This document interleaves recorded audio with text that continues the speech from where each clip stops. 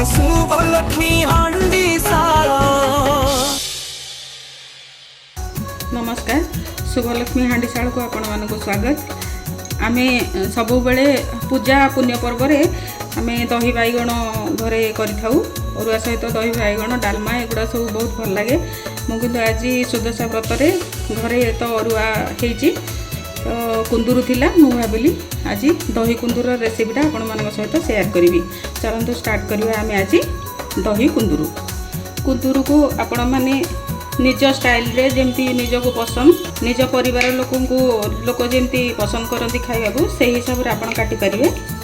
एमती गोल गोल करके आपण काटि परिबे। आ गोटे एमती एई पटू छाड़ी दे कि आपण एमती चारि सोरा करके मध्य आकु काटि परिबे। नहले आपण एमती दुई फाळा करके मध्य काटि परिबे। जेमिति आपण को पसंद आपण सेमती आकु बनै परिबे। मु आज एमती गोल गोल करके सबू काटिकी बनैबी ना। आम घरे समस्ते एमती छोट छोट पीस करके काटिले पसंद करती। चलते मुझे सब काटी देकी आपन सामना को नहीं आसुची। मुझे सब कुंदूर को एमती छोट छोट करके गोल गोल करके काटी देची। एबे चलतु बाकी सामग्री सब रेडी करवा। मैं कड़े तेल गरम कर देची। एबे दीटा सुखला लंका दबा, जीरा सोरिष से दबा,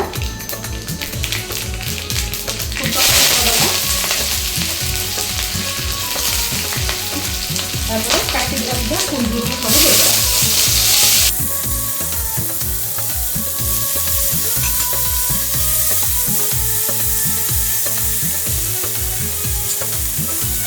दरकार मुताबिक लुण देगा और हलदी लुण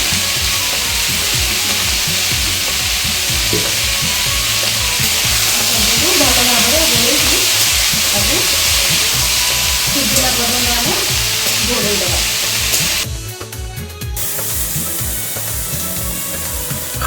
मुझे दही गोटे पैकेट नहीं जाइए।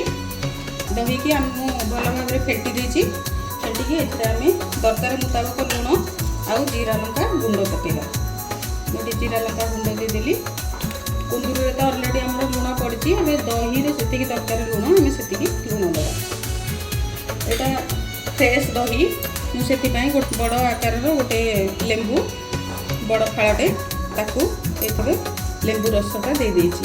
खट्टा दही होते आपंकर लेंबू रसर किसी आवश्यकता नहीं। एबे आमर कुंदूर पूरा सीझी जाइए। मैं गोटे प्लेट को बाहर कर देछि। या को आम ये दही रे पकेदवा।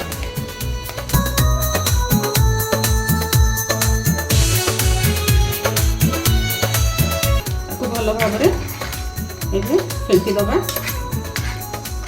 एथिरे नड़िया कोरा आम पकेदवा।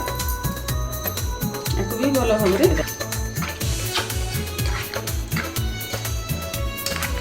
एबे रेडी हो गला आमर दही कुंदूर। ताकू चलतु प्लेट को आम बाहर कर।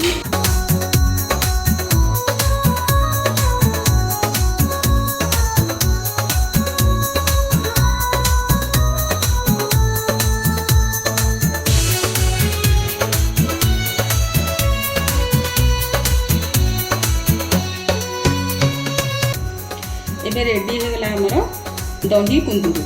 रेसिपीटी केमिति लागला निश्चय कमेंट माध्यम रे जणाइबे। भल लागुथिले लाइक शेयर सब्सक्राइब करिया को भूलिबेनी। रहउची बाय बाय।